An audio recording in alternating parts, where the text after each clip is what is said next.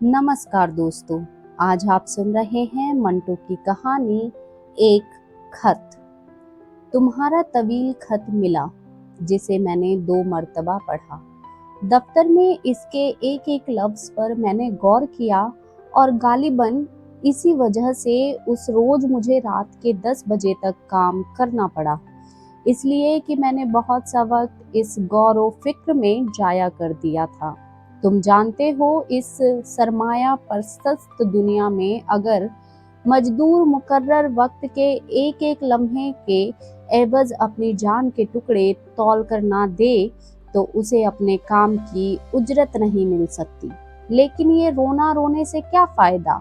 शाम को अजीज साहब, जिनके यहाँ मैं आजकल ठहरा हूँ, दफ्तर में तशरीफ लाए और कमरे की चाबियां देकर कहने लगे, मैं जरा काम से कहीं जा रहा हूँ, शायद देर में आना हो, इसलिए तुम मेरा इंतजार किए बगैर चले जाना। लेकिन फिर फौरन ही चाबियां जेब में डाली और फरमाने लगे, नहीं, तुम मेरा इंतजार करना, मैं 10 बजे तक वापस जाऊंगा। दफ्तरी काम से फारिग हुए तो 10 बज चुके थे। सख्त नींद आ रही थी, आंखों में बड़ी प्यारी गुदगुदी हो रही थी। जी चाहता था कुर्सी पर ही सो जाऊं। नींद के गलबे के असर में मैंने 11 बजे तक अजीत साहब का इंतजार किया, मगर वो ना आए। आखिरकार थक कर मैंने घर की राह ली। मेरा ख्याल था कि वो उधर चले गए होंगे और आराम से सो रहे होंगे। आहिस्ता आहिस्ता निफ्स मील का फासला तय करने के बाद मैं तीसरी मंजिल पर चढ़ा और जब अंधेरे में दरवाजे की कुंडी की तरफ हाथ बढ़ाया तो आहानी ताले की ठंडक ने मुझे बताया कि अजीज साहब अभी तशरीफ नहीं लाए।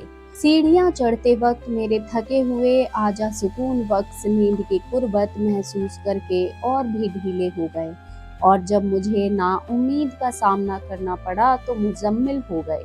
देर तक 24 सीढ़ी के एक जीने पर जानवों में दबाए अजीज साहब का इंतजार करता रहा, मगर वो ना आए। आखिरकार थक हार कर मैं उठा और 3 मंजिलें उतर कर नीचे बाजार में आया और ऐसे ही टहलना शुरू कर दिया। टहलते टहलते पुल पर जा निकला, जिसके नीचे से रेलगाड़ियां गुजरती हैं। इस पुल के पास ही एक बड़ा चौका है। यहाँ तकरीबन आधे घंटे तक मैं बिजली के एक खंबे के साथ लगकर खड़ा रहा और सामने नीम रोशन बाजार को इस उम्मीद पर देखता रहा कि अजीत साहब घर की जानिब लौटते नजर आ जाएंगे। आधा घंटे के इस इंतजार के बाद मैंने दफ्तरन सर उठाकर खंबे के ऊपर देखा।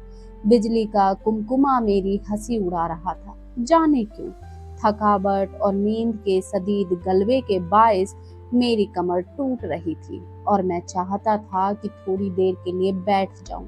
बंद दुकानों के थड़े मुझे नस्ती पेश करहाए थे, मगर मैं उनकी दावत कबूल ना की। चलता चलता पुल की संगीन मुंडेर पर चढ़कर बैठ गया। कुसाद बाजार बिल्कुल खामोश था।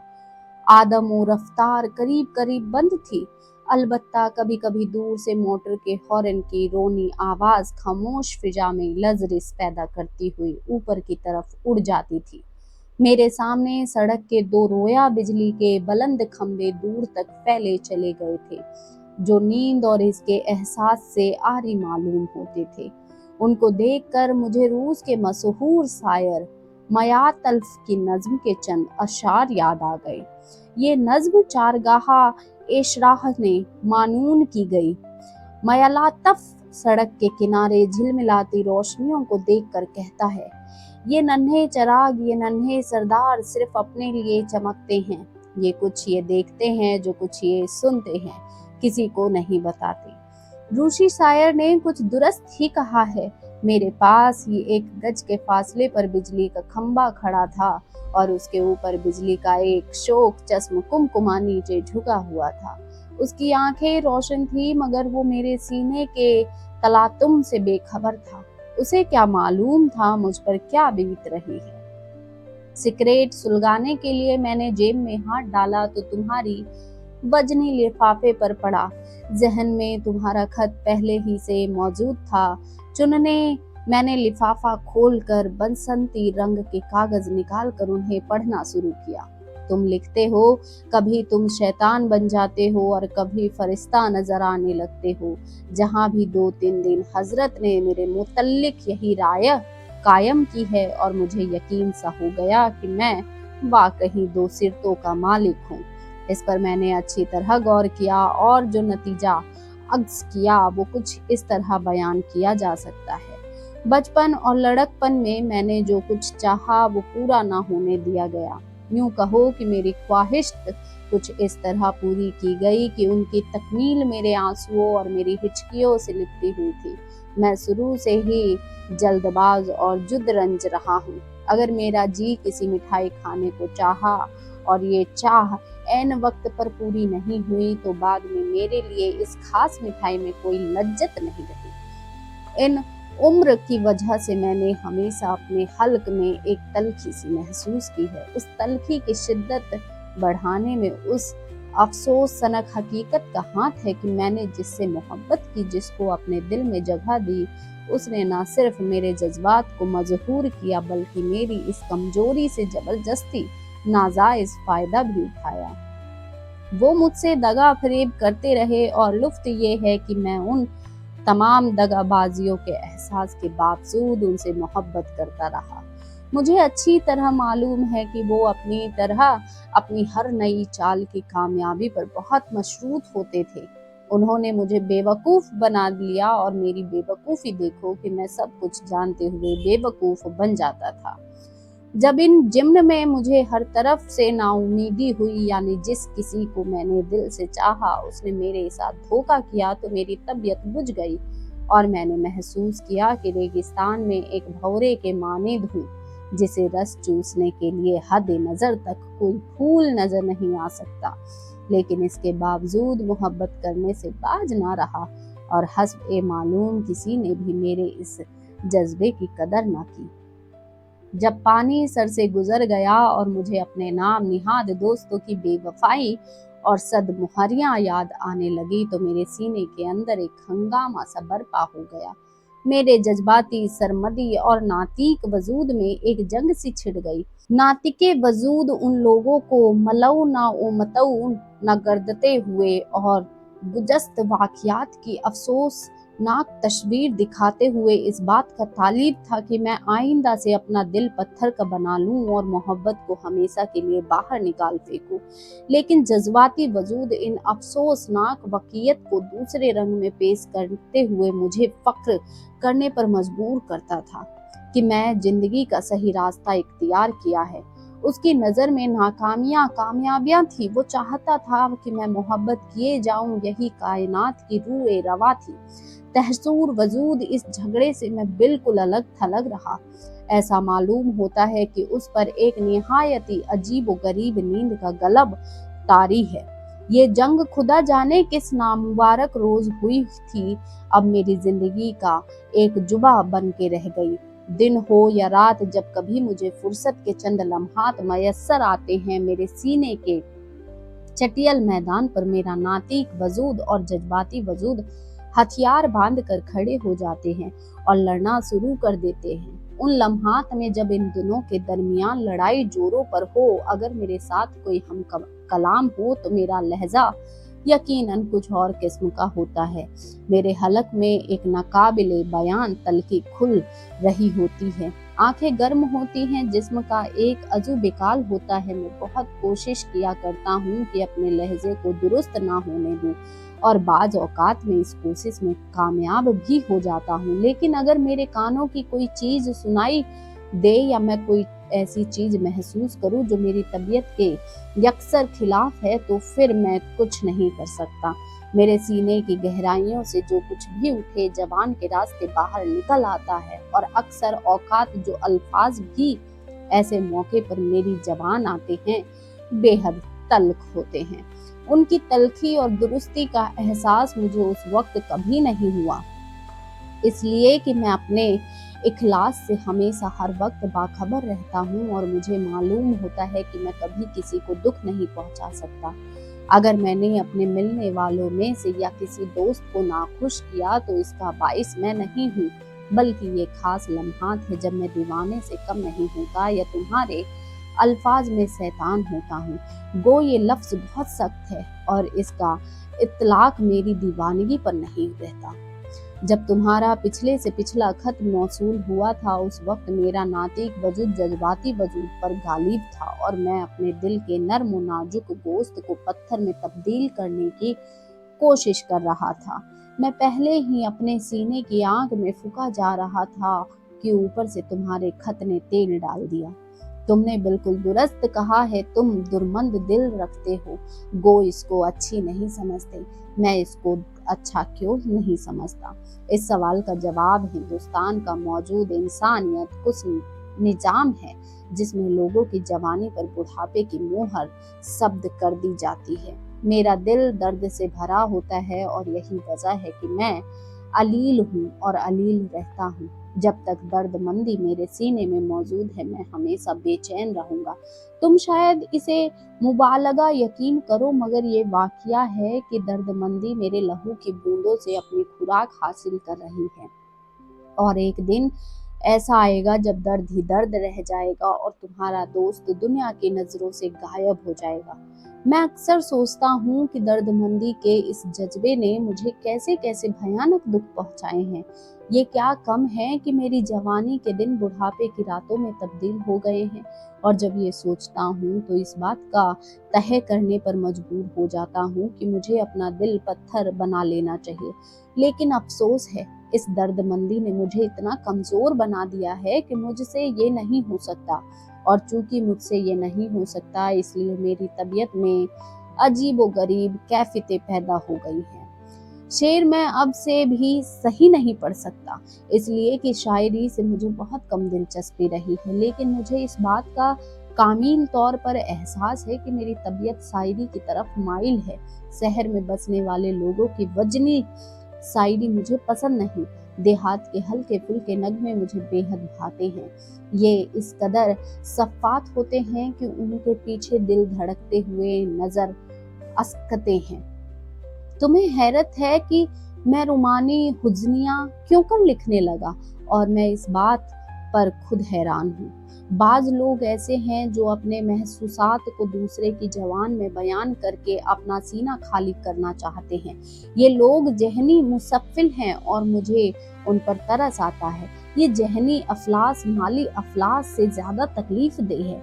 मैं माली मुफलिस हूँ मगर खुदा का शुक्र है जहनी मुफलिस नहीं हूँ, वरना मेरी मुसीबतों की कोई हद ना होती। मुझे ये कितना बड़ा इत्मीनान है कि मैं जो कुछ महसूस करता हूँ वही अपनी जबान में बयान करता हूँ।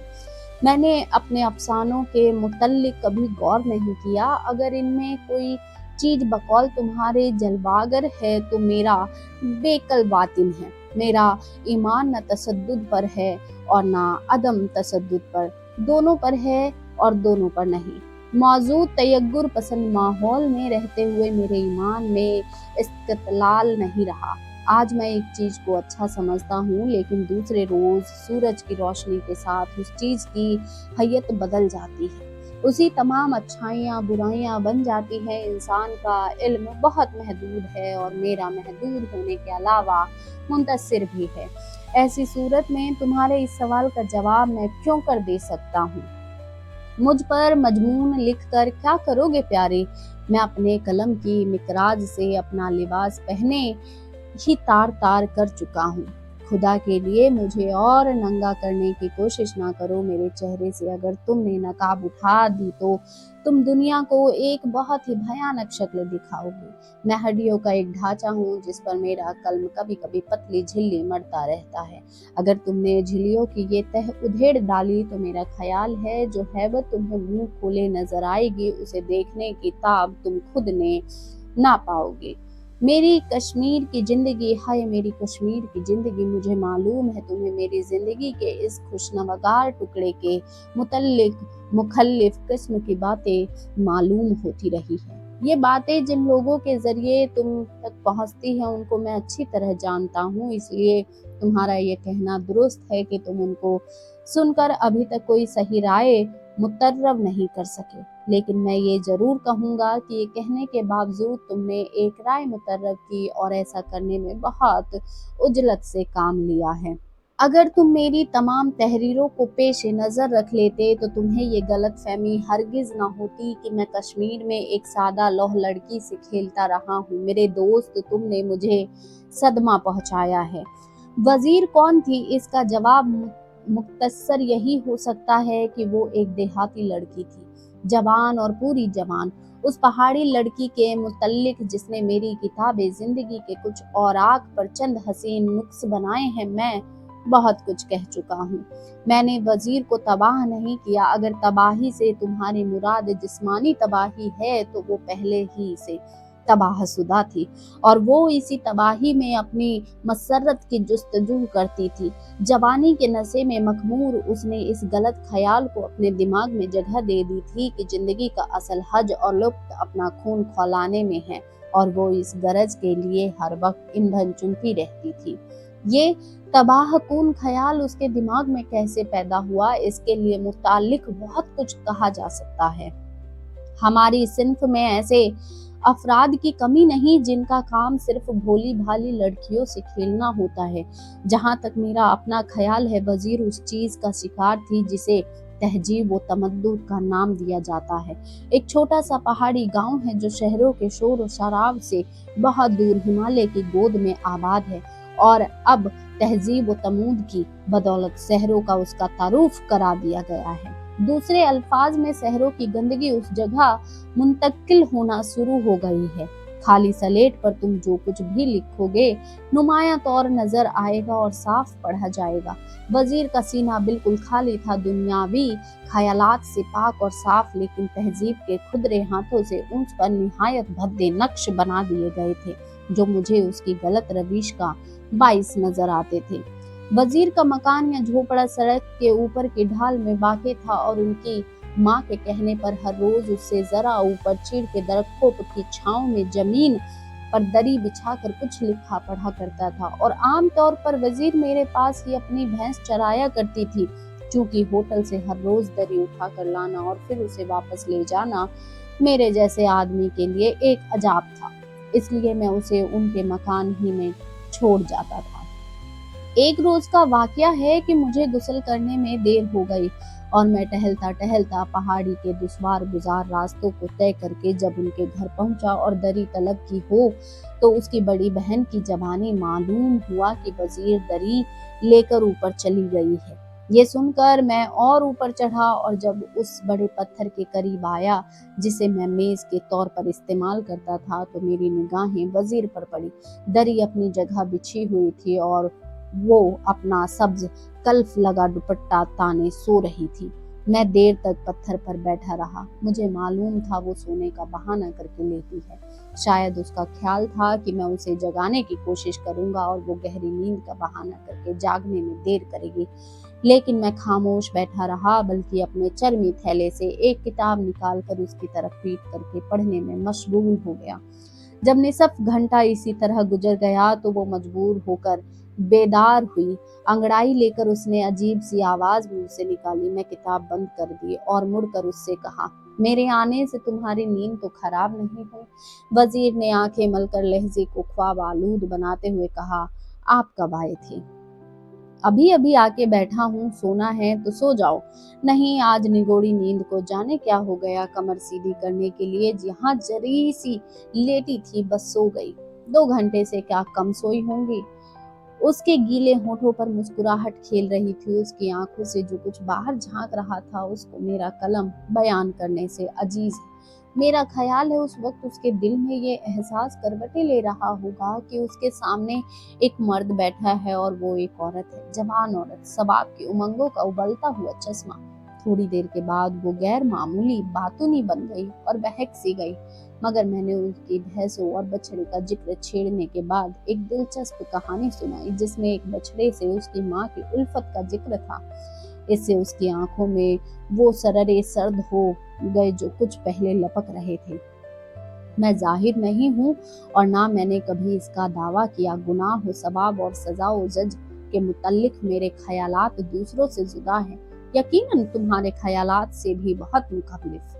मैं इस वक्त इन बहसों में नहीं पड़ना चाहता, इसलिए कि इसके लिए सुकून कल्ब और वक्त दरार बर सलीब तजकारिया एक वाकया बयान करता हूँ, जिससे तुम मेरे ख्यालात के मुतल्लिक कुछ अंदाजा लगा सकोगे। बातों बातों में एक मर्तबा मैंने अपने दोस्त से कहा कि हुस्न अगर पूरे सबाब और जोबन पर हो तो वे दिलकशी खो देता है। मुझे अब भी इस ख्याल पर ईमान है, मगर मेरे दोस्त ने उसे मुहमिल मातिंग करार दिया। मुकल्लिन, तुम्हारी निगाह में भी वो मुहमिल हो, मगर मैं तुमसे अपने दिल की बात कहता हूँ, इस हुस्न ने मेरे दिल को अपनी तरफ रागीब नहीं किया जो पूरे सबाब पर हो। उसको देखकर मेरी आंखें जरूर चुंधिया जाएगी, मगर इसके ये मानी नहीं कि उस हुस्न ने अपनी तमाम कैफियतों मेरे दिल और दिमाग पर तारी कर दी है। शौक और भड़कीले रंग इस बुलंदी तक कभी नहीं जा सकते जो नर्म और नाजुक अलवान और खतूत को हासिल है। वो हुस्न यकीनन काबिल एहतराम है जो आहिस्ता आहिस्ता निगाहों में जज्ब होकर दिल में उतर जाए। रोशनी का खैर कुन सोला दिल के बजाय असबाब पर असर अंदाजा होता है। लेकिन इस फजूल बहस में पढ़ने से क्या फायदा। मैं कह रहा था कि मैं जाहिद नहीं हूँ, ये वक्त मैं दबी जवान में बहुत सी चीजों का इकरार भी कर रहा हूँ, लेकिन इस पहाड़ी लड़की से जो जिस्मानी लज्जतों की दिलदाद थी, मेरे तकल्लुफ सिर्फ जहनी और रूहानी थे। मैंने शायद तुम्हें ये नहीं बताया कि मैं बात का कायल हूँ। अगर औरत से दोस्ती की जाए तो उसके अंदर नुदरत होनी चाहिए, उससे इस तरह मिलना चाहिए कि वो तुम्हें दूसरों से बिल्कुल अहलिद समझते पर मजबूर हो जाए। उसे तुम्हारे दिल की हर धड़कन में ऐसी सदा सुनाई दे जो उसके कानों के लिए नई हो। औरत और मर्द, उसका बाहमी रिश्ता हर बागली आदमी को मालूम है, लेकिन माफ करना, ये रिश्ता मेरी नजरों में फुर्सुदा हो चुका है। इसमें यकसर हैवानियत। मैं पूछता हूँ, अगर मर्द को अपनी मोहब्बत का मर्ज किसी औरत ही को बनाना है तो वो इंसानियत के इस मुकद्दस जज्बे में हैवानियत को क्यों दाखिल करे?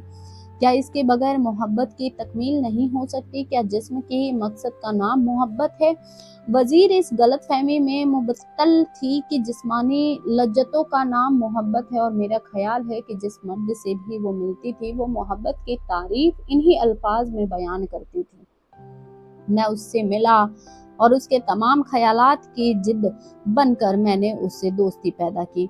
उसने अपने शौक रंग ख्वाबों की ताबीर मेरे वजूद में तलाश करने की कोशिश की, मगर उसे मायूसी हुई। लेकिन चूंकि वो गलतकार होने के साथ साथ मासूम थी, मेरी सीधी सादी बातों से उस मासूमी को हैरत में तब्दील कर दिया, और आहिस्ता आहिस्ता उसकी ये हैरत इस ख्वाहिश की शक्ल इख्तियार कर गई कि वो इस नई रस्म व राह की गहराइयों से वाकिफियत है हासिल करे। ये ख्वाहिश यकीनन एक मुक़सद मासूमियत में तब्दील हो जाती है, और वो अपनी निवानियत का वक़रार ए रफ्तार फिर से हासिल कर लेती है जिसे वो गलत रास्ते पर चलकर खो बैठी थी। लेकिन अफसोस, मुझे उस पहाड़ी गांव से दफ्तरन पुरनन आंखों के साथ अपने शहर वापस आना पड़ा। मुझे वो अक्सर याद आती है, क्यों? इसलिए कि रुखसत होते वक्त उसकी सदा मुसम्मिल आंखों में दो छलकते आंसू बता रहे थे कि वो जज्बे से काफी मुतसैर हो चुकी है, और हकीकी मोहब्बत की एक नन्ही सी सुआ उसके सीने की तारीख में दाखिल हो चुकी है। काश मैं वजीर को मोहब्बत की तमाम अजमतों से रुसनार करा सकता, और क्या पता कि पहाड़ी लड़की मुझे वो चीज अता कर देती जिसकी तलाश में मेरी जवानी बुढ़ापे के ख्वाब देख रही है। ये है मेरी दास्तां, जिसमें बकौल तुम्हारे लोग अपनी दिलचस्पी का सामान तलाश करते हैं। तुम नहीं समझते, ना ये लोग समझते हैं कि मैं ये दास्तानें क्यों लिखता हूँ। फिर कभी समझाऊंगा। तो आपने सुना कहानी एक खत। आपको ये कहानी कैसी लगी कमेंट करके ज़रूर बताइएगा। अगली आप कौन सी कहानी सुनना चाहते हैं ये भी बताइएगा। मेरे चैनल को लाइक शेयर सब्सक्राइब करिए, बेल आइकन को ज़रूर से प्रेस कर दीजिएगा ताकि आगे आने वाले वीडियोज़ के नोटिफिकेशन आपको मिलते रहें और आप मेरे साथ जुड़े रहें। धन्यवाद।